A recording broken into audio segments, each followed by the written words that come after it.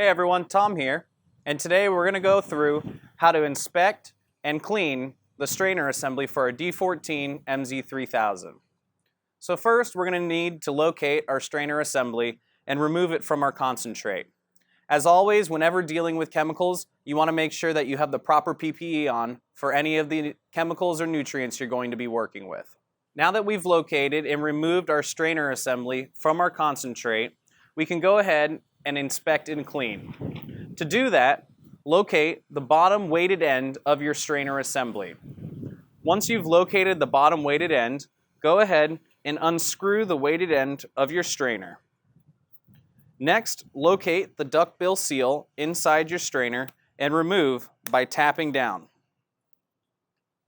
Once you've removed the duckbill seal, gently pinch it between your fingers to check the slit for any debris or particles, rinsing with fresh water if need to. Next, go ahead and take some fresh water and clean the screen on your strainer assembly. Once both these pieces are clean, we can reinstall our duckbill seal. To do that, take the seal and install the tapered end into the small opening in the bottom of the strainer.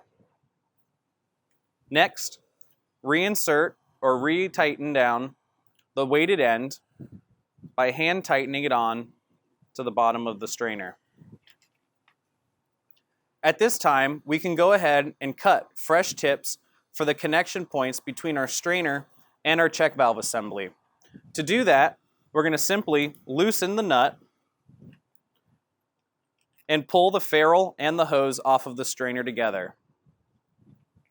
Remove the ferrule from the hose assembly and take a sharp blade and cut a new square, even end to the hose tip. Once you've cut a new flush, square, and even tip, reinstall the ferrule by pushing it onto the end of the hose, large end first, and push it down a short ways so that a very small amount of the hose is exposed through the end. Then we can reattach by pushing the ferrule and hose onto the strainer and hand tightening the nut.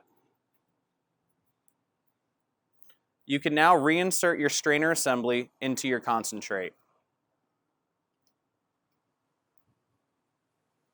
As always, give us a call if you have any questions, and thanks for watching.